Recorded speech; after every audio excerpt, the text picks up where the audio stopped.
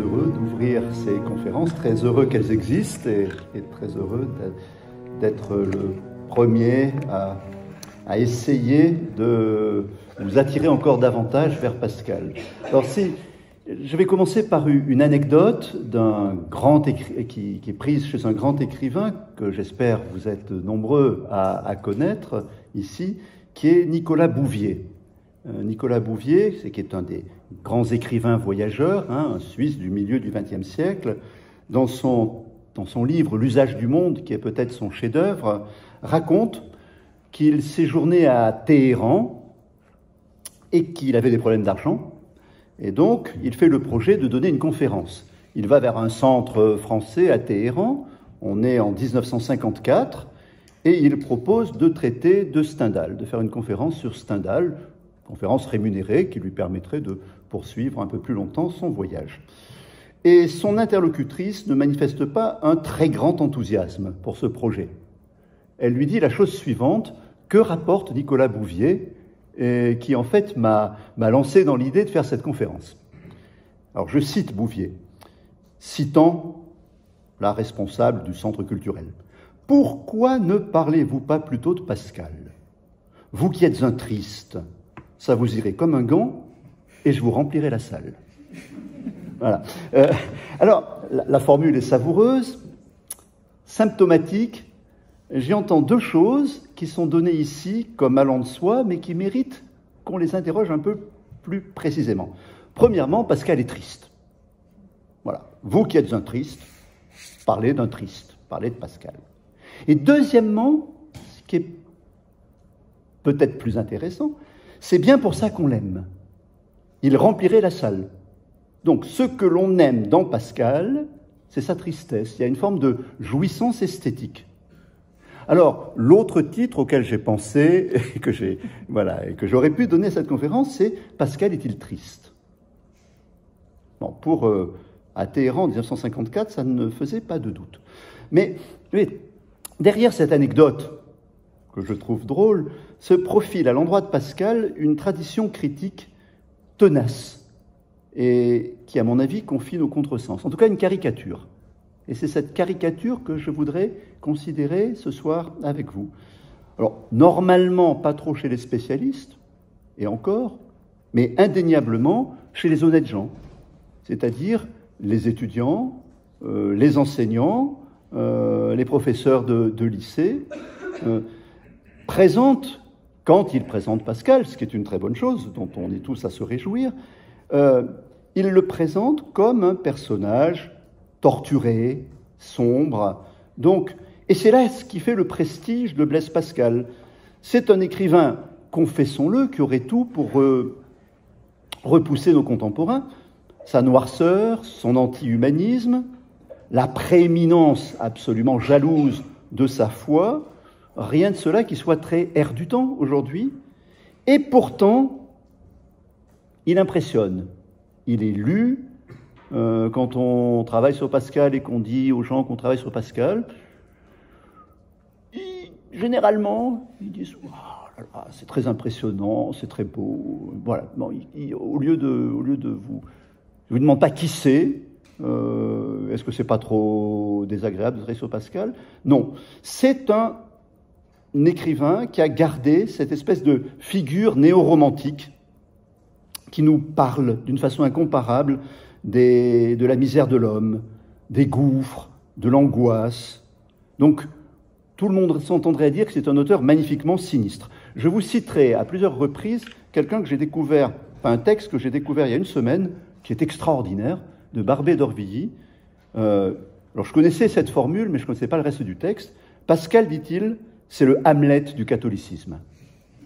Un Hamlet plus mâle et plus sombre que le Beau Damoiselle de Shakespeare, un Hamlet mort à 30 ans passés, qui n'eut pas d'Ophélie. Un Hamlet sans Ophélie.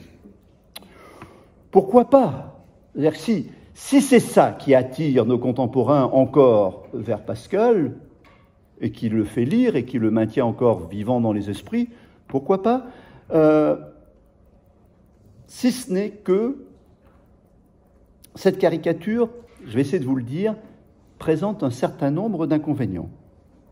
et notamment de faire un contresens complet sur le rapport de Pascal à la religion. Pascal, dans cette idée-là, présente la religion comme une sorte de refuge pour échapper aux conséquences terribles de sa conception de l'homme.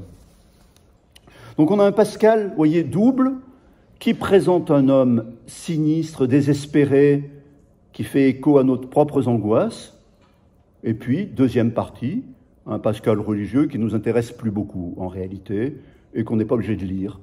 Donc on lit le premier Pascal, le Pascal magnifiquement sinistre, et on laisse pour quelques spécialistes ou pour vraiment des obsédés de religion, le Pascal qui serait plus catholique. Voilà. Donc mon dessein, mon projet ce soir est double. D'abord, sans trop m'enfoncer dans la complexité du dossier, me demander avec vous comment en est-on arrivé là? Qu'est-ce qui nous a amené à cette image néo-romantique? Et deuxièmement, beaucoup plus intéressant, mais qui ne peut arriver que dans un deuxième temps, pourquoi ça n'est pas acceptable? Où est le problème? En quoi ça abîme l'œuvre de Pascal, de l'admirer de cette sorte? Pourquoi c'est une admiration réductrice? Alors, quelques citations pour m'entourer de grands lecteurs, hein. J'ai cité Nicolas Bouvier, j'ai cité Barbé d'Aurevilly. Par contre, je vais citer quelqu'un que vous connaissez tous beaucoup plus intimement, c'est Voltaire. Et vous avez peut-être en tête cette réaction dans la 25e lettre philosophique de Voltaire, qui a passé beaucoup de temps à polémiquer avec Pascal tout au long de sa vie. Et la formule est restée célèbre: « J'ose prendre le parti de l'humanité contre ce misanthrope sublime. J'ose assurer que nous ne sommes ni si méchants, ni si malheureux qu'il le dit. » Voilà. La formule est bien frappée, comme tout ce qu'écrit Voltaire, et généralement fausse, comme tout ce qu'écrit Voltaire aussi. La formule mérite quand même d'être retenue: misanthrope sublime. Eh bien, moi, j'ai plutôt envie de parler d'un philanthrope paradoxal, d'un philanthrope inattendu. C'est quelqu'un dont l'amour de l'homme passe peut-être par des voies auxquelles on n'aurait pas pensé, mais il me semble qu'en réalité, Pascal aime plus les hommes que Voltaire. On va voir. Alors, dans le premier temps, je vais convoquer deux témoins très importants du XIXe siècle. L'un est très connu de tous, c'est Chateaubriand. L'autre est un peu moins connu aujourd'hui.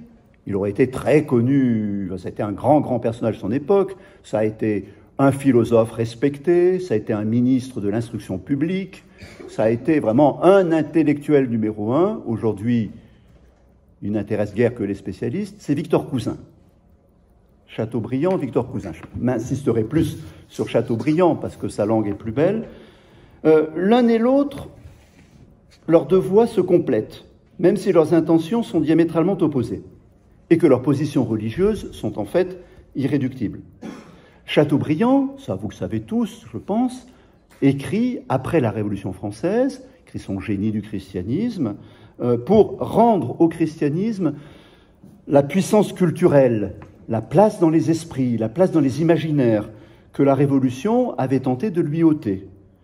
Et à ce titre, à plusieurs reprises, il évoque la figure de Pascal, qui est pour lui une des grandes figures majeures du catholicisme et du christianisme plus généralement. L'autre, Victor Cousin, c'est un peu plus compliqué, un peu plus ambivalent. Il est, à sa manière, le grand restaurateur de Pascal. C'est un peu grâce à lui qu'on s'est mis à travailler savamment sur Pascal. Il est le premier à avoir décidé de regarder les manuscrits. Avant Victor Cousin, c'est très difficile pour nous de se représenter la chose. Hein. Avant Victor Cousin, c'est-à-dire Victor Cousin, c'est 1840 à peu près, 1842, ça faisait quand même un certain temps que Pascal était mort. Les manuscrits de Pascal étaient conservés à la bibliothèque qui ne s'appelait pas encore nationale, et personne n'allait les voir. On se contentait de reproduire les éditions plus ou moins fautives des pensées de Pascal, où il y en avait beaucoup de supprimées, parce qu'elles étaient considérées comme illisibles, certaines de transformées. Par exemple, quand Pascal écrit Montaigne a tort, les premiers lecteurs n'ont pas compris pourquoi il écrivait ça, ils ont juste corrigé en Montaigne a raison, dans une pensée. Alors bon, c'était pas idiot, hein, on peut comprendre pourquoi ils ont fait ça, mais c'est pas extraordinairement respectueux de l'œuvre, hein. Vous êtes bien d'accord. Donc, Victor Cousin, lui, a dit, il faut retourner au texte, au manuscrit, à la lettre. Le manuscrit est là, donc à sa manière, il est un sauveur de Pascal. Sauf que le problème, c'est qu'il faisait la chose dans l'idée de le détruire. C'était revenir à Pascal pour tuer Pascal. Je vous l'expliquerai tout à l'heure. Alors, revenons à Chateaubriand.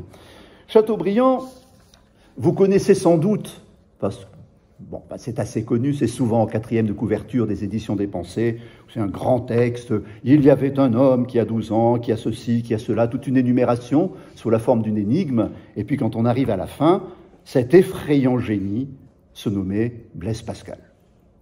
Je pense qu'un certain nombre d'entre vous avaient entendu cette formule. C'est dans le génie du christianisme, dans la 3e partie du génie du christianisme, et c'est un des grands coups de chapeau donnés au génie. Cet effrayant génie. Et en même temps, vous êtes sensible au mot, à l'adjectif effrayant. Pascal fait peur à la mesure de l'admiration qu'il suscite. Il est effrayant. On pourrait dire, d'une manière pas très Chateaubriand et plus proche de notre langage, je dirais, familier, d'être aussi génial, ça fait peur. Voilà. C'est pas ce que dit Chateaubriand, mais c'est un peu ce que ça veut dire. Mais c'est pas ce passage-là sur lequel je veux m'arrêter. C'est un passage moins connu, beaucoup plus tardif dans l'œuvre de Chateaubriand, et vous allez voir qu'il est intéressant. C'est la dernière œuvre de Chateaubriand. C'est La vie de Rancé, qui est parue en 1844, exactement au moment du rapport Cousin. Et dans ce livre, à un moment, Chateaubriand fait un parallèle entre Port-Royal et la Trappe, qui est la fondation, la maison religieuse fondée par Rancé. Donc la Trappe restait orthodoxe et Port-Royal envahi par la liberté de l'esprit humain, dit Chateaubriand. Et à ce moment-là, il évoque Pascal. Et là, je crois que c'est très intéressant. Cette formule que je vais vous citer est vraiment magnifique. Rappelez-vous bien, c'est quelqu'un qui aime Pascal, qui veut qu'on aime Pascal, qui décide de le remettre vraiment entre les mains de tout le monde. Et il écrit, donc à quelques années de sa mort, dans sa dernière œuvre, « Le terrible Pascal, hanté par son esprit géométrique, doutait sans cesse. Il ne se tira de son malheur qu'en se précipitant dans la foi. » Je trouve cette phrase passionnante, émanant d'un ami. On n'est jamais si maltraité que par ses amis, parce qu'elle résume en 2 lignes le contresens sur lequel, à mon avis, beaucoup de personnes vivent encore. Et le contresens que j'aimerais ébranler un peu ce soir avec vous. Donc, l'effrayant génie de Chateaubriand est devenu le terrible Pascal. Et ce terrible Pascal, vous l'avez entendu, est un homme en lutte, en proie au déchirement. Donc, terrible, il fait peur, mais on comprend que lui aussi a peur. Il est angoissé. Il incarne un malheur poussé jusqu'à son extrême conséquence, une forme de hantise. Vous voyez, c'est déjà Hamlet, le Hamlet de Barbé d'Aurevilly. Il a des exigences rationnelles qui sont pour lui torturantes. On est en plein romantisme, enfin on est au début du romantisme, mais on est dans le cadre romantique. Donc c'est une figure pathétique et grandiose. Il est la représentation extrême du doute. Il doutait sans cesse. Vous voyez, il est partagé entre la rigueur de son esprit géométrique, mais son esprit géométrique qui est plus qu'un cadre, qui est un fantôme chez lui, qui est une hantise. Il est hanté par la géométrie. Donc il n'arrive pas à vivre entre la géométrie d'un côté qui le hante et son doute dont il ne peut sortir. Alors, qu'est-ce qu'il fait comme choix ?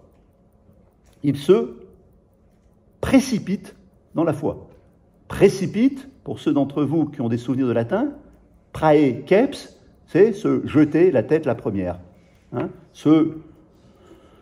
Par un acte désespéré, comme par un suicide. Donc, vous voyez ce que nous dit Chateaubriand, qui n'est peut-être pas le plus grand des chrétiens dans l'histoire de l'humanité, mais qui est quelqu'un qui se veut chrétien, qui se veut pascalien, qui nous dit que Pascal a échappé à ses exigences rationnelles, a échappé à son malheur, en utilisant, en se jetant dans la foi religieuse étant pour lui une sorte de salut psychologique. Donc, vous voyez, la logique qui est là, et vous comprenez bien, je fais que redire la même chose, désolé, mais c'est bien que ça soit clair dans tous les esprits, c'est l'expérience d'un désastre qui conduit à la foi. C'est ça que je crois qu'il ne faut pas accepter pour lire Pascal. Un désastre, alors dans le cas de Chateaubriand, oui, c'était le désastre de l'exigence rationnelle et de la nécessité de douter. Une espèce de déchirement intellectuel. Pour d'autres, ça sera ce désastre existentiel d'une vie qui ne rime à rien, d'un divertissement omniprésent, d'une misère de l'homme, de tout ce que vous allez entendre, des pensées noires de Pascal. Et quand on aura été suffisamment déprimé, Pascal arrive en disant « C'est bon, consolez-vous, voilà la religion qui vient ». Et c'est évidemment pas très noble comme manière, pas très intelligent, et heureusement tout à fait faux. Ce que je vous dirai dans un deuxième temps, ça n'est pas du tout comme cela que pense Pascal. Je vous ai dit que ma découverte récente du texte de Barbey d'Aurevilly m'avait emballé. C'est un texte extraordinairement faux et écrit d'une manière somptueuse, et je vous en lis encore un passage qui nous ramène à la peur. Barbey d'Aurevilly, lui aussi apparemment aime Pascal, tout en considérant que tout est faux chez Pascal, et je cite Barbey d'Aurevilly. « Ce qui lui donne une originalité incomparable entre tous les esprits originaux de toutes les littératures et le fait aller si loin dans l'originalité que parfois il rase l'abîme de la folie et donne le vertige. » Folie, vertige, tous ces termes néo-romantiques d'un écrivain qui est à la limite de la démence. Donc, qu'est-ce qui le fait aller si loin? Je reprends Barbey d'Aurevilly. C'est un sentiment unique, un sentiment assez généralement méprisé par le superficiel orgueil des hommes, et ce sentiment, c'est la peur. Mais tout ce qui est intense et magnifique dans ce monde sans énergie. Et d'ailleurs, la peur, ce n'est pas la lâcheté. Quel est le lâche qui n'a jamais eu peur? Disait Né, le brave des braves. La peur de Pascal était digne de son âme et de son esprit. Elle pouvait exister sans honte, car c'était la peur du seul être avec lequel on puisse bien n'être pas brave, c'était la peur de Dieu. Voilà. Finalement, on tourne toujours autour de ça. Un Pascal qui a peur, un Pascal qui fait peur, un Pascal qui nous plaît par la peur, un Pascal qui se sauve de sa peur par la religion. Voilà, autant de propositions. Soyez honnêtes, est-ce que vous n'avez jamais entendu dans les présentations de Pascal qui vous ont été faites quelque chose qui ressemblait un petit peu à ça? Si vous ne l'avez jamais entendu, je suis heureux. Alors, Victor Cousin, je passe plus vite, sauf pour un terme qui est important, dont il est la paternité. Donc, pour Victor Cousin, éditer complètement Pascal, il ne l'a pas fait, mais il a voulu le faire, en tout cas il a commencé à le faire, éditer complètement Pascal, revenir à l'authenticité de Pascal, c'est montrer qu'on s'était trompé sur Pascal. On avait pris Pascal pour un philosophe. Avant lui, Victor Cousin. Grossière erreur. Pascal n'était pas un philosophe. C'était un faux philosophe. Et lui, Victor Cousin, revenant au texte réel de Pascal, nous montre ce qu'il en est. Je le cite dans le rapport à l'Académie française de 1842. Grande date dans l'histoire de l'édition de Pascal, de la lecture de Pascal, et même grande date dans l'histoire intellectuelle. C'est-à-dire que c'est le tournant philologique de la culture française, ce rapport Alors je cite Cousin, « Ce dessein de Pascal, je l'ai démontré dans ce rapport, était d'accabler la philosophie cartésienne, avec elle toute la philosophie. » Pour Victor Cousin, la philosophie c'est Descartes. Descartes c'est la philosophie, un peu Platon, mais beaucoup Descartes. Donc accabler Descartes, c'est accabler la philosophie, toute la philosophie. Donc l'accabler sous quoi? Sous le scepticisme, pour ne laisser à la foi naturelle de l'homme d'autre asile que la religion.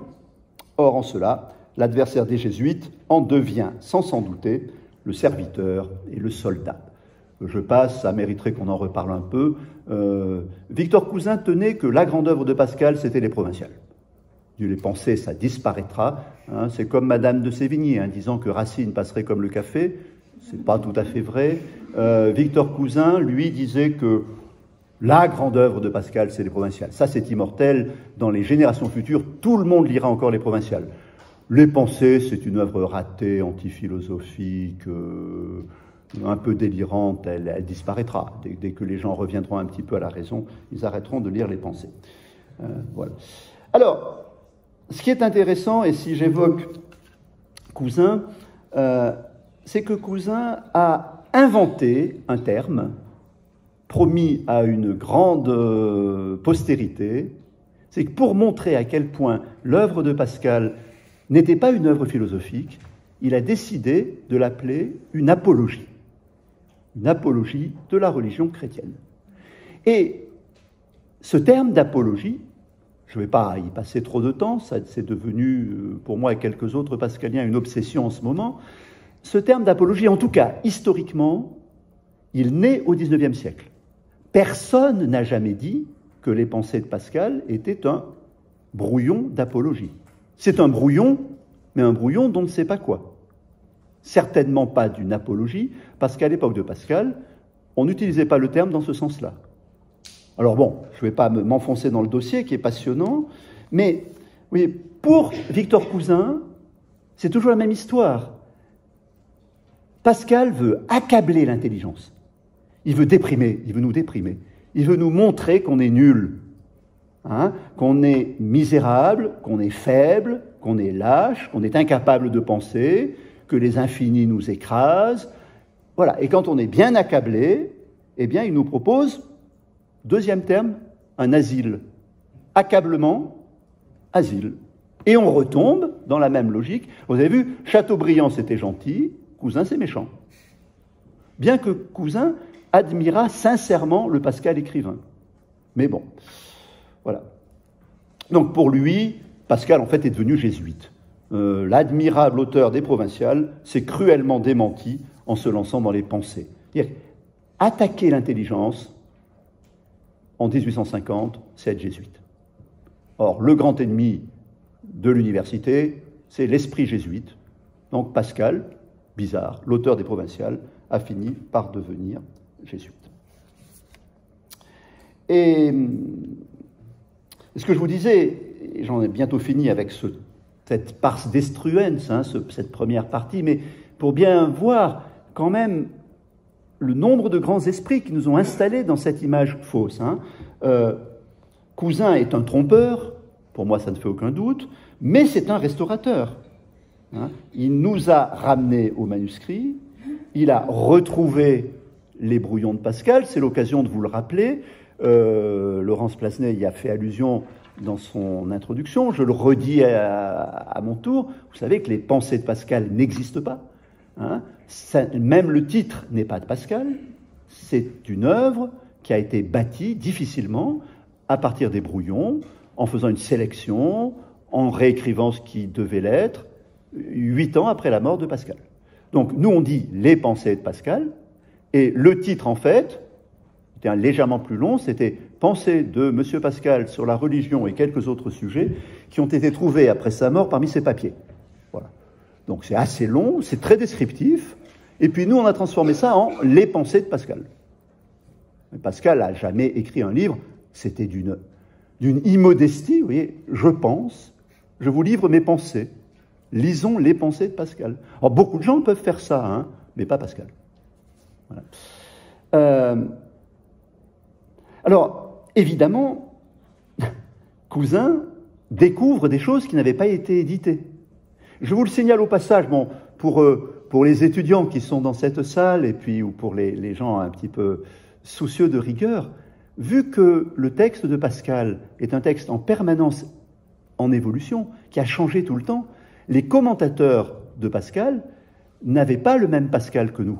Quand Voltaire lisait Pascal, il ne lisait pas du tout le Pascal que nous lisons maintenant. Par exemple, Voltaire n'a jamais pu lire ce truc horrible qu'a découvert Victor Cousin. Et quand Victor Cousin a découvert dans les manuscrits de Pascal la conclusion du pari, il n'en a pas cru ses yeux. C'était trop beau pour être vrai. Il avait vraiment la preuve que Pascal était un anti-intellectuel de la pire espèce. Qu'est-ce qu'il a découvert? La conclusion sur l'abêtissement. Cela vous fera croire et vous abêtira. Ça n'avait jamais été édité. Port-Royal avait évidemment censuré ce passage un peu troublant. Qu'est-ce que c'est que cette demande d'être abêti? C'est la conclusion du pari. Et Cousin, bien sûr, commente « Quel langage! Est-ce donc là le dernier mot de la sagesse humaine? La raison n'a-t-elle été donnée à l'homme que pour en faire le sacrifice et le seul moyen de croire à la suprême intelligence est-il, comme le veut, le dit Pascal, de nous abêtir ?» Voilà. Et là, Cousin avait la preuve qui lui manquait. Je vous le disais que c'était un ennemi de l'intelligence, un ennemi de la philosophie, un ennemi de la raison. La preuve, il nous demande de devenir bêtes, de nous abêtir. Évidemment, ce n'est pas ça que ça veut dire. Une lecture intelligente du pari n'amènera pas aux conclusions de Victor Cousin. Mais maintenant que vous avez compris toute cette tradition qu'on va appeler néo-romantique, ou parfois pleinement romantique, en tout cas, de cet écrivain somptueusement noir, il s'agit de dire, arrêter de démolir les choses, dire, alors, pourquoi il ne faut pas en rester là? Qu'est-ce que Pascal dit d'autre? Pourquoi Pascal est non seulement beaucoup plus intelligent, mais beaucoup plus surprenant, beaucoup plus imprévisible que tout ce que je viens de vous résumer. Et là, ça tient, c'est ce que je vous propose ce soir, notamment à une conception qui est très importante chez lui, qui est celle de la grandeur de l'homme. Tous les gens dont je vous ai parlé insistaient sur les gouffres, la misère, le malheur. Donc, ils oubliaient un élément qui est fondamental dans les pensées de Pascal, dans l'anthropologie de Pascal, c'est celui de la grandeur. Un des plus grands éditeurs de Pascal, beaucoup plus scientifique que Victor Cousin, et qui a joué un très très grand rôle dans la lecture des pensées pendant très longtemps, qui n'est même pas totalement aujourd'hui exclu des rayons de bibliothèques et de librairies, c'est à la fin du XIXe siècle, Léon Brunswick. Alors, beaucoup de gens, sans doute parmi vous, ont découvert Pascal dans Brunswick. Difficile d'expliquer aux gens, aujourd'hui, on a l'impression que c'est vraiment des espèces de lubies d'universitaires qui sont toujours là avec leurs petits problèmes d'établissement de texte. Vous savez, ce qu'il y a au début des éditions savantes, que personne ne lit jamais. Les 15 pages qu'on saute, et puis on passe tout de suite aux choses intéressantes, au texte lui-même. Alors, Laurence Plasnet disait, pour ces conférences pascaliennes, il faut que vous soyez en contact, non pas de manière pédante, j'espère, ou de manière écrasante, mais de manière intelligente avec les progrès scientifiques autour de Pascal. Donc, un des grands progrès scientifiques, ça a été de retrouver une partie de l'ordre des pensées de Pascal. Ça s'est fait au XXe siècle. On a retrouvé les amorces d'un classement très étrange par Pascal. Brunswick, lui, ne connaissait pas cet ordre. Il était avant. Ses éditions datent de 1897, 1904 à peu près, le tournant du 19e au 20e siècle. Et lui a fait un classement des pensées de Pascal pour qu'on s'y retrouve. Il les a rangées pour qu'on sache où elle était. Et il a ouvert une très grande section, qui est la section numéro 3. C'est la plus grosse. 123 fragments qui s'intitulent « Misère de l'homme sans Dieu ». La plus grosse Le plus gros chapitre de Brunswick, c'est « Misère de l'homme sans Dieu ». Or, Pascal, dans son classement, dans les liasses qu'il avait réunies, avait une liasse misère, c'est vrai, mais il avait à côté une liasse grandeur. Qu'est devenue la grandeur chez Brunswick? Elle a disparu par une espèce de tour de passe-passe. Non pas que les fragments aient disparu, ils y sont bien tous, mais ils sont noyés dans ce discours misérabiliste que, malheureusement, une fois de plus, nous retrouvons, et cette fois sous la plume de quelqu'un d'extrêmement intelligent et d'extrêmement savant, qui est quand même un des grands précurseurs de la science pascalienne. Hein. Donc, on oublie, une fois de plus, le pôle positif. Et donc là, puisqu'il me reste peut-être une vingtaine de minutes encore, à peu près, je vais essayer de vous montrer ce pôle positif. Donc, ce n'est pas mon sujet ce soir, mais ça vaudrait la peine de s'arrêter davantage, on pourra en parler si certains le veulent, de la très grande originalité du classement de Pascal. Classement qu'on a eu beaucoup de mal à comprendre. À mon avis, celui qui l'a découvert et celui qui l'a respecté ne l'a pas compris. C'est la FUMA. Et donc, après, beaucoup de personnes l'ont repris sans trop véritablement chercher à l'exploiter. Il me semble qu'il a fallu attendre vraiment récemment pour qu'on exploite le classement de Pascal. Voir qu'il y avait un chapitre grandeur qui faisait écho au chapitre misère. Un chapitre raison des effets qui était exactement l'antagoniste du chapitre vanité. Et que Pascal classait ses pensées pour leur donner des éclairages différents. En fait, il promène son projecteur et il donne à lire des choses qui sont censées nous déprimer et des choses qui sont censées nous consoler.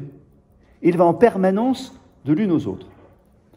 Ça n'est pas surprenant, comme toujours, il suffisait de lire intelligemment la préface de 1670, la préface d'Étienne Perrier, le fils de Gilberte, donc le neveu de Pascal, qui a écrit à la demande de sa mère, la sœur de Pascal, qui a écrit un très beau texte, qui est quand même une mine de renseignements sur les pensées. Et je cite Étienne dans sa préface, donc 1670, le lecteur donc, des pensées ne saurait remarquer sans étonnement et sans admiration tout ce que M. Pascal lui fait sentir de sa grandeur et de sa bassesse, de ses avantages et de ses faiblesses, du peu de lumière qui lui reste et des ténèbres qui l'environnent presque de toutes parts, et enfin de toutes les contrariétés étonnantes qui se trouvent dans sa nature. Il ne peut plus après cela demeurer dans l'indifférence s'il a tant soit peu de raison. Alors voilà, la réponse, je vous la donne en quelques mots, et puis après je vais la développer. La première hypothèse, c'était Pascal nous accable, nous afflige, et arrive après, comme la cavalerie, pour sauver ce qui peut encore être sauvé, avec la religion. Ce que nous dit le texte déjà d'Étienne Perrier, c'est pas ça du tout. Pascal, et ça je crois que c'est vraiment l'élément essentiel, Pascal nous présente des contrariétés étonnantes. Un homme extraordinairement contradictoire, qui est fait de grandeur et de bassesse. Je recite le texte. D'avantage et de faiblesse, de lumière et d'obscurité. Et l'homme devient à ce moment tellement énigmatique, tellement contradictoire, qu'on en est secoué, qu'on a envie d'avoir la clé de l'énigme. On ne demande pas à être consolé, on ne demande pas à avoir quelques petites promesses qui nous permettront de dormir la nuit.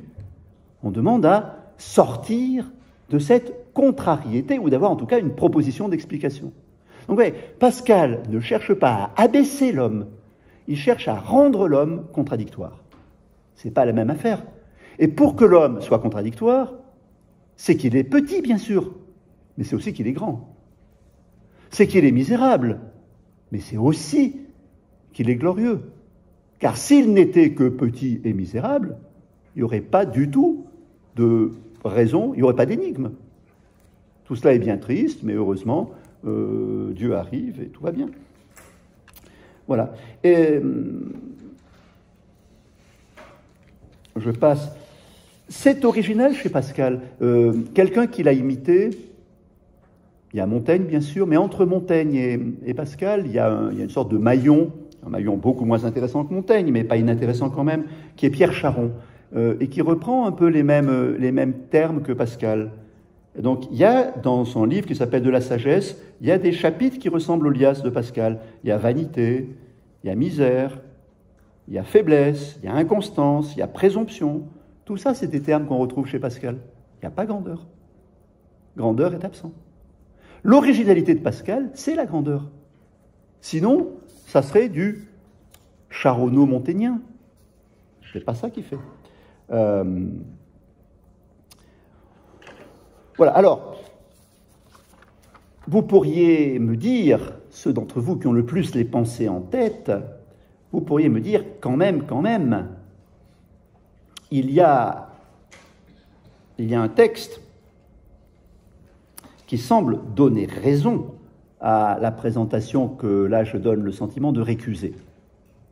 Ce texte, c'est Célier 40 qui dit « Misère de l'homme sans Dieu », première partie, deuxième partie, « Félicité de l'homme avec Dieu ». Donc c'est ce texte, c'est un texte de Pascal. Hein. Pascal il a énuméré dans un ensemble de textes tous les plans qu'il pouvait envisager. Il a cherché différents types de plans. Donc tous ces plans sont vous savez, c'est comme les couvertures auxquelles vous avez échappé. Hein. C'est les plans auxquels vous avez échappé. Aucun n'a été véritablement transformé en livre, puisque Pascal est mort avant de faire le livre. En tout cas, il l'avait envisagé comme plan. Donc, misère de l'homme sans Dieu, félicité de l'homme avec Dieu. Ça, c'est vraiment du Pascal. Et c'est beaucoup le texte qui sert de fil directeur aux gens qui retiennent la présentation que je veux écarter. Alors, pourquoi me semble-t-il qu'il faut l'écarter ? D'abord, parce que l'opposition, ici, c'est misère, félicité. C'est pas misère, grandeur. Donc Pascal ne dit pas misère de l'homme sans Dieu, grandeur de l'homme avec Dieu. Il oppose misère et félicité. Première chose. Et deuxième chose, c'est qu'en fait, ce texte a été retravaillé et Pascal l'a complété. Et il a mis un autrement. Donc, première partie, misère de l'homme sans Dieu. Et il a reformulé la chose autrement dit, que la nature est corrompue par la nature même. Terme assez difficile, là c'est du Pascal difficile, j'essaierai de l'expliquer tout à l'heure. Que la nature est corrompue par la nature même. Et la deuxième partie, félicité de l'homme sans Dieu, qu'il y a un réparateur par l'écriture. Vous voyez, ce texte, on l'interprète trop mécaniquement. Hein. Pascal ne dit pas « tant qu'on est sans Dieu, on est misérable et on ne sera jamais heureux qu'avec Dieu ». Si, il le dit, mais ce n'est pas ça qu'il fait vraiment dans les pensées, exactement. Dans les pensées, je vous disais tout à l'heure, il a bâti un système de contradictions. Alors je vous cite un autre texte de Pascal, parce que je n'ai pas beaucoup fait entendre de Pascal. Hein. Je vous dis du Voltaire, je vous dis Barbé d'Aurevilly, je vous dis Chateaubriand, entendons quand même un peu de Pascal, et écoutez ce magnifique texte qui est dans l'alias Contrariété. S'il se vante, s'il c'est l'homme, hein, s'il se vante, je l'abaisse, s'il s'abaisse, je le vante, et le contredit toujours, jusqu'à ce qu'il comprenne qu'il est un monstre incompréhensible. Voilà. Donc ça, c'est du pur Pascal. Tranquille, hein. Je vous contredirai toujours. Dites-moi quelque chose, je vous dirai le contraire. Dites-moi le contraire, je vous dirai la première chose. Je vous contredirai toujours, jusqu'à ce que vous compreniez. Que vous compreniez quoi ? Que c'est incompréhensible. Voilà. Donc, oui, il ne s'agit pas de vanter l'homme. Il ne s'agit pas non plus d'abaisser l'homme. Il s'agit de le vanter pour ceux qui l'abaissent, et de l'abaisser pour ceux qui le vantent. Il s'agit de le mettre en permanence en contradiction. Mais ce qui est très original chez Pascal, et ce qui nous frappe beaucoup, et c'est pour ça que même quand on le lit mal, on le lit quand même bien et on a envie de le lire, mais on le caricature, c'est que vous le voyez, Pascal part de l'homme. C'est un discours qui évidemment va à Dieu. Je ne vais pas vous nier que Pascal est un auteur et chrétien et soucieux que le plus de monde possible aille à la foi, bien sûr. Mais il ne part pas de Dieu, il part de l'homme. Quand ils ont reclassé les pensées, les gens de Port-Royal, dans la première édition, ont fait l'inverse. Ils ont mis d'abord les pensées religieuses, et puis après, un petit peu en appendice, ils ont mis les pensées morales, anthropologiques. Ce n'est pas l'ordre de Pascal. Pascal nous présente l'homme déchu d'une meilleure nature qui lui était propre autrefois. C'est ce que dit Célier 149. Vous voyez, que la nature est corrompue par la nature même. Je vais y revenir dans un instant. Et regardez un texte.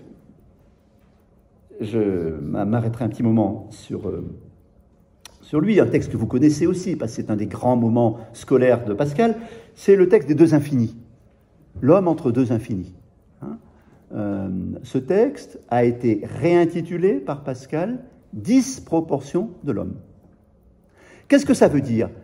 Que Pascal cherche à écraser l'homme par un infini tellement grand qu'il dépasse toutes ses conceptions. Oui, c'est ce qui se passe dans un premier temps. Vous vous rappelez que dans un deuxième temps, l'homme est comparé à un ciron, et que ce ciron, petit animal, dont il semblerait en fait maintenant que ce soit le sarcopte de la Galle, un des premiers animalcules qui ait donné lieu à des observations microscopiques au XVIIe siècle, le ciron. Voilà. Et qu'à l'intérieur de ce ciron, Pascal découvre des mondes nouveaux. Et donc l'homme est à la fois complètement écrasé face à un infini et complètement écrasant face à l'autre infini, à tel point qu'il ne sait plus où se mettre. Il n'a plus de place. Il se trouve disproportionné. Et vous voyez, on revient à cette même idée qui est celle que je cherche à défendre devant vous. Il ne s'agit pas de déprimer l'homme en lui montrant tous les mondes qui l'accablent.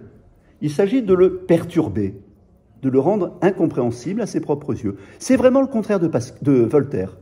Voltaire, c'est circuler, il n'y a rien à voir. Tout est simple. Si vous avez envie de mener une vie simple et de penser simplement, lisez du Voltaire. Là, vous serez tranquille, ça fait du bien, mais c'est simple. Voilà. Si vous avez envie de réfléchir sur du vrai, laissez plutôt tomber Voltaire pour aller vers Pascal. Alors, donc, je conclurai, je m'approche lentement de ma conclusion, mais j'y suis presque, mais pas tout à fait quand même, car je parle de la grandeur dans les pensées, de la grandeur chez Pascal. Je vous dirais qu'il y a, pour être un peu scolaire, mais pour que vous repartiez avec quelques idées un peu structurantes, je verrai volontiers trois formes de grandeur chez Pascal. Trois approches de la grandeur. Non seulement la grandeur à sa place, mais il y a trois grandeurs. Une grandeur logique, une grandeur paradoxale et une grandeur phénoménologique. Alors c'est des beaux mots, je vais vous dire ce qui se cache derrière. Le contraire de la grandeur, chez Pascal, il n'y a pas de doute, on le voit bien dans l'Elias classé, c'est la misère. Donc, dans la misère, dans l'Elias intitulé Misère, Pascal montre un certain nombre d'événements de notre vie d'homme qui sont des événements qui nous rendent misérables. Et puis après, dans la grandeur, il reprend les mêmes et il les reprend de manière positive. Par exemple, le divertissement. Le divertissement est considéré comme une misère dans l'alias misère, mais repris comme une grandeur dans l'alias grandeur. Il est considéré comme une absurdité dans l'alias vanité, mais repris comme une marque de logique dans l'alias raison des effets. Et dans l'alias grandeur, qu'est-ce qu'on lit ? Un texte très court, admirable, un peu compliqué à cause du premier terme, je ne vais pas trop le commenter, mais quand même, entendez-le, 138 dans l'édition de Philippe Célier, l'édition livre de poche. La raison des effets marque la grandeur de l'homme d'avoir tiré de la concupiscence un si bel ordre. Je ne m'arrête pas sur la raison des effets, ça nous entraînerait trop loin, mais je m'arrête juste sur le sens de cette pensée. Grandeur de l'homme d'avoir tiré de la concupiscence un si bel ordre. Pascal est admiratif devant l'ordre social, devant la manière dont des hommes qui se haïssent mutuellement arrivent à faire société. Et c'est le problème des trains. Soit vous dites ils sont jamais à l'heure, je dis c'est incroyable que ça roule ces machins-là. Donc Pascal, c'est ça, dans l'alias misère, il dit il n'y a jamais un train à l'heure, et dans l'alias grandeur, il dit on peut quand même aller en TGV de Paris à Lyon, pas de Clermont à Lyon, mais Paris à Lyon, c'est... Voilà. Donc, un si bel ordre. L'homme est concupiscent, mais avec sa concupiscence, il fait de l'ordre. Avec les égoïsmes, avec les haines, on bâtit de la sociabilité. Donc, pour Pascal, c'est pas ironique, hein, il ne se moque pas des hommes en disant ça. Il dit, il y a une capacité de l'homme à construire. Il y a de la grandeur. Là, je dirais, c'est logique. La raison des effets, qui est une liasse logique, nous montre que nous trouvons des solutions à nos misères. Mais, je vous annonçais une deuxième forme de grandeur qui est un peu plus paradoxale, celle-là. La grandeur coexiste avec la misère, les deux se nourrissent, hein, chez Pascal, dans une articulation qui est d'ordre dialectique. C'est-à-dire que l'une renforce l'autre. L'homme est d'autant plus grand qu'il est misérable. Comment peut-on dire cette chose? La connaissance de sa misère accroît la grandeur de l'homme. Alors, je citerai ce magnifique formule. C'est là que Pascal, bon, je ne m'arrête pas à vous dire, mais il faudrait bien sûr, quelqu'un le fera nécessairement, à quel point c'est un écrivain somptueux, hein, qui est capable, en quelques mots, qui est capable de faire jaillir une vérité qui devient un éclair. Hein. Donc, je lis dans Célier 148, à propos des misères de l'homme, ce sont misères de grands seigneurs, misères d'un roi dépossédé. Il y a misère et misère. Il y a des pauvres types qui sont vraiment misérables, et puis il y a des misères de grands seigneurs. C'est des misères, il n'y a pas de doute, mais ce n'est pas tout le monde qui a des misères de grands seigneurs. Et l'homme est dépossédé, peut-être, mais c'est un roi dépossédé.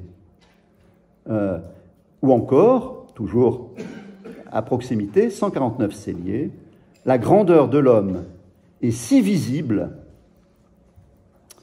qu'elle se tire même de sa misère. Voilà. Donc vous voyez, il y a deux idées qui s'entrelacent. La première est logique. L'homme arrive à faire des choses. Je le redirai, Pascal est un scientifique, c'est aussi un technicien. C'est quelqu'un qui assiste à ce début de l'essor des sciences et des techniques qui commence au XVIIe siècle et qui va ne faire que prendre de la vigueur jusqu'à notre époque. Pascal est bien placé pour savoir que l'homme est grand. Lui-même a fait des découvertes qui n'avaient pas été faites avant lui. Il a progressé. Il a été plus intelligent que d'autres. Il a compris des choses que les autres n'avaient pas comprises. Donc, il croit que l'homme comprend des choses. Évidemment, mais il ne va pas dire le contraire. Voilà. Donc ça, c'est la grandeur logique. La grandeur paradoxale, eh bien, c'est celle que l'on a en considérant sa propre misère. C'est pas tout le monde, quand même, qui est misérable comme nous. Alors, je vous cite, c'est souvent ce qui, chez Pascal, s'appelle la corruption. J'aime beaucoup la pensée 690. Elle est très longue, je vous en lis un tout petit passage. L'homme, il ne faut pas qu'il ne voie rien du tout.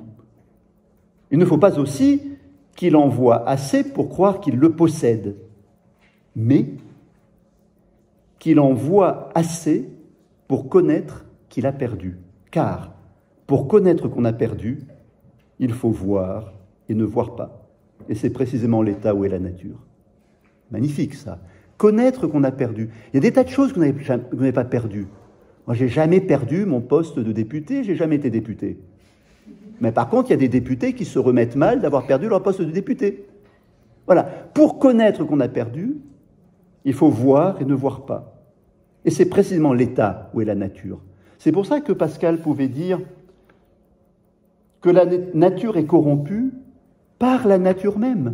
Ça veut dire qu'en regardant notre nature, on voit qu'on vient d'ailleurs. On voit qu'on vient de plus haut. Quelques parties qu'ils prennent, continue Pascal, je ne l'y laisserai point en repos.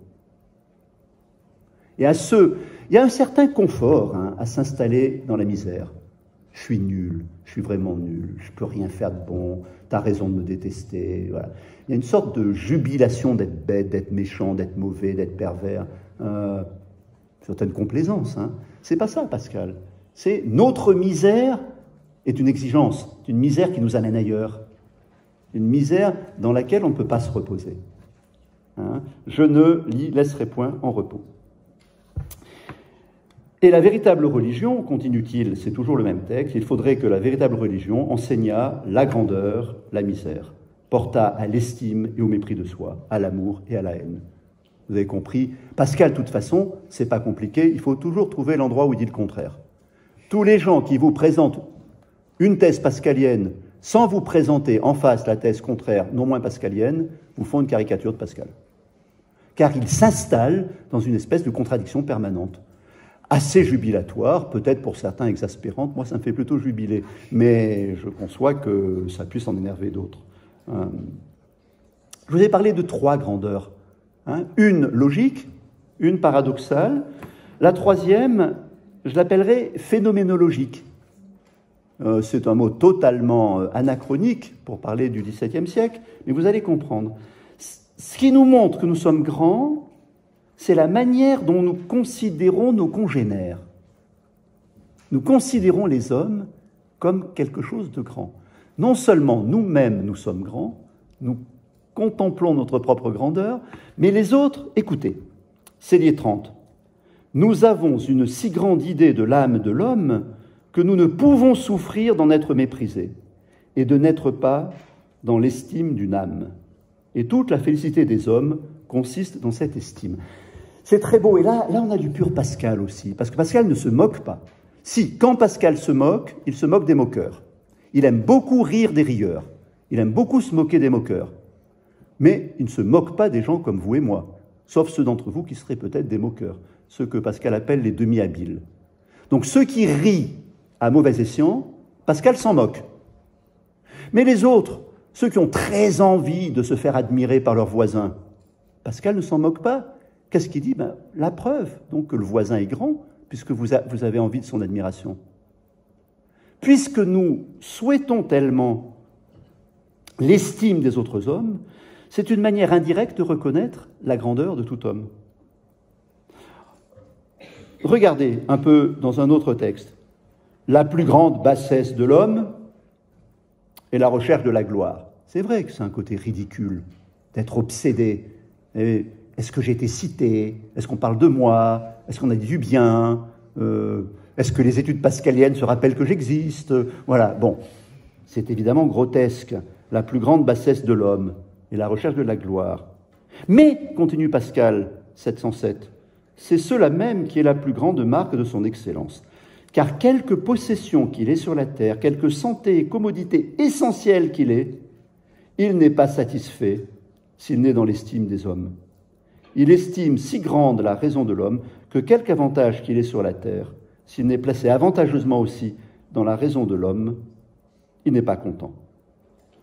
Et toujours dans le même texte, cette remarque très jolie, et ceux qui méprisent le plus les hommes et les égalent aux bêtes, encore veulent-ils en être admirés et crus, et se contredisent à eux-mêmes par leurs propres sentiments. Leur nature, qui est plus forte que tout, les convainquant de la grandeur de l'homme, plus fortement que la raison ne les convainc de leur bassesse. Et tous ces gens qui font leur fonds de commerce des dénonciations de toutes les horreurs de l'humanité, de la noirceur, ces philosophes consternants, dont vous avez compris que Pascal ne fait pas partie, sont quand même très très soucieux de voir s'ils vendent bien, s'ils vont passer aux bonnes émissions de télévision et s'ils vont être invités aux bons endroits où l'on parle. Voilà. Bon, il faut que je réduise un petit peu mon propos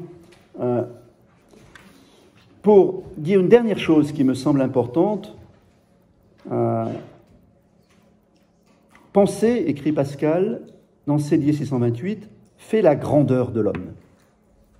Donc, il y a eu des présentations qui ont été données de Pascal par quelqu'un que les étudiants connaissent fatalement, parce qu'il est resté un critique à juste titre de référence, qui est Paul Bénichou.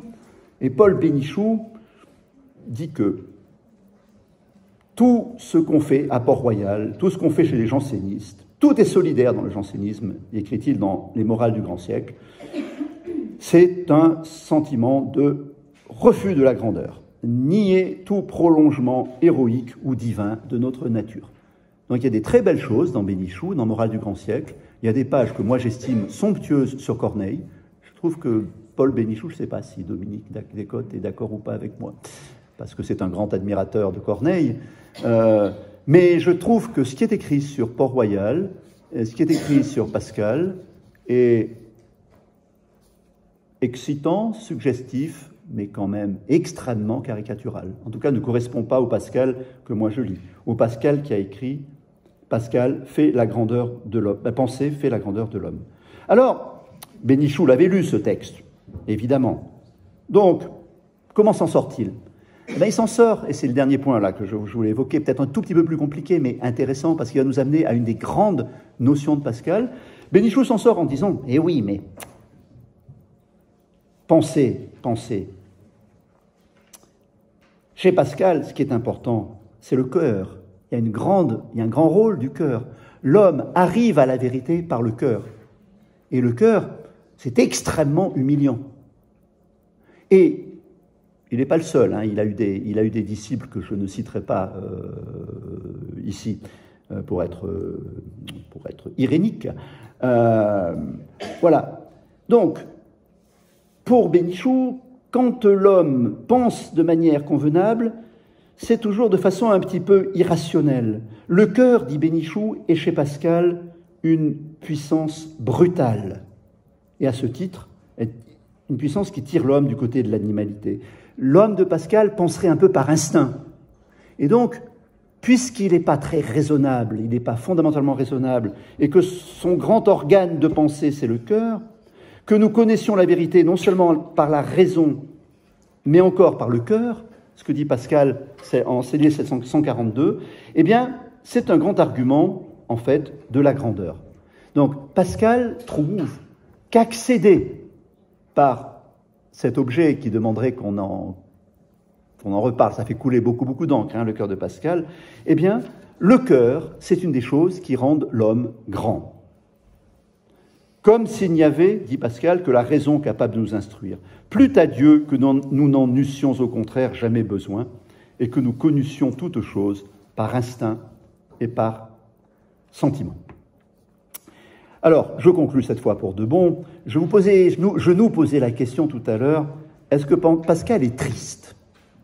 Est-ce qu'on va remplir les salles de Téhéran en 1954 ? Alors maintenant, j'ai peur que si on arrive avec une conférence sur Pascal dans la Téhéran moderne, ça se passe peut-être pas très bien, mais enfin, sait-on jamais. Pascal est triste. On a bien vu que la question ne peut pas se poser en ces termes. Hein, et de toute manière, si c'est un grand promoteur de la grandeur de l'homme, c'est aussi, pas en permanence, mais régulièrement, un penseur de la joie. Non seulement de la grandeur, mais de la joie. Je vous en donnerai deux marques qui feront la conclusion de mon propos. La première, c'est quand même un texte qui n'est pas n'importe lequel, c'est le mémorial de Pascal, le texte qu'il a gardé secret dans sa doublure, et qu'on a trouvé qu'après sa mort, le texte qu'il a écrit au moment de la nuit de feu du 23 novembre 1654. Dans ce texte, le terme de joie revient à 5 reprises. Vous savez, joie, pleurs de joie. Joie, il le reprend. Quand il le réécrit, il rajoute encore une fois joie. Joie, alors est-ce que c'est une vision de Pascal, comme ça, cette espèce de joie ? Apparemment, ça avait frappé sa sœur, puisque sa sœur, qui ne connaissait pas le texte du mémorial, personne ne connaissait le texte du mémorial, on ne l'a connu qu'après la mort de Pascal. Sa sœur, Jacqueline, écrit « Je ne sais comment Monsieur de Sacy,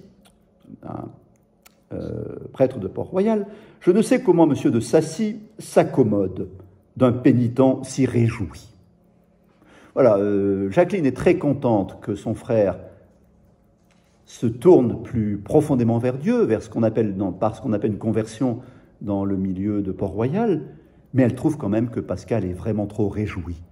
Il faudrait quand même qu'il ait un petit peu moins, qu'il garde un petit peu un sentiment qui se ressente des senteurs du bourbier, dit-elle un peu plus loin. Voilà. Et puis les pensées elles-mêmes. Et c'est la dernière chose que je vous dirai. Les pensées, dont vous avez vu qu'on a fait une sorte de texte à ce point désastreux, c'est un texte dans lequel Pascal s'est lancé par un accès de joie. C'est la joie qui a conduit Pascal à écrire ce que nous appelons aujourd'hui les pensées. Comment cela se fait-il ? Eh bien, pour moi, alors je ne sais pas si les spécialistes de Pascal dans cette salle partagent mon opinion, mais j'espère que oui, la clé des pensées, l'origine des pensées, c'est le miracle de la Sainte Épine. C'est le miracle du 24 mars 1656, où la nièce de Pascal, la petite Marguerite Perrier, qui était aussi la filleule de Pascal, donc dont Pascal était le parrain, c'est le moment où cet enfant a été miraculeusement guéri à Paris d'une horrible fistule lacrymale qui était en train de tourner à la catastrophe et qui allait entraîner la mort de la jeune enfant. Bon, qu'est-ce que c'était que ce miracle ? Était-ce vraiment un miracle ? Bon, on n'est pas là pour en parler. Tout ce qui est certain, c'est que Pascal l'a reçu comme un miracle. Et sa sœur Gilberte nous écrit à propos de lui, dans la vie qu'elle a consacrée à M. Pascal, « Mon frère fut si sensiblement touché de cette grâce qu'il regardait comme faite à lui-même, puisque c'était sur une personne qui, outre la proximité, était encore sa fille spirituelle dans le baptême, sa consolation fut extrême de voir que Dieu se manifestait si clairement dans un temps où la foi paraissait comme éteinte dans les cœurs de la plupart du monde. La joie qu'il en eut fut si grande qu'il en était pénétré. » Voilà. Et dans cette joie de cet événement extraordinaire, qu'il a vécu comme étant une sorte de grâce toute spéciale, faite à lui, Blaise Pascal, pour une personne qui lui était très proche, à la fois sa nièce et sa filleule, qu'il s'est senti dans l'obligation de quoi ? De faire quelque chose pour Dieu, de manifester en retour comme une espèce d'ex-voto. Nous sommes un ex-voto joyeux, non pas quelque chose pour convertir les incroyants. Pascal ne croit certainement pas qu'il convertira personne. Il croit que seule la grâce de Dieu convertit les incroyants. Mais, vous voyez, les pensées, cette infinité de pensées, voilà, admirables, qu'on trouve dans les dossiers miracles, c'est les premières pensées que Pascal a écrites, avant de se rendre compte que les miracles, ça n'ébranlait personne d'autre que ceux qui en étaient l'objet. Et donc que le miracle de la Sainte Épine, lui, l'avait transporté, mais que ses lecteurs, ça ne leur ferait ni chaud ni froid. Donc il a commencé par les miracles, et puis il a vite abandonné les miracles. Mais en tout cas, le miracle de la Sainte Épine suscite en Pascal un mouvement d'euphorie, de jubilation, qu'il a dû extérioriser dans une œuvre littéraire. Et je laisse les derniers mots à Gilberte Perrier. Ce fut l'occasion qui fit naître cet extrême désir qu'il avait de travailler à réfuter les principaux et les plus faux raisonnements des athées. Vous voyez, cette œuvre qui a été inspirée par la joie ne peut pas être la mécanique sinistre et déprimante qu'un romantisme admiratif, c'est plus à imaginer.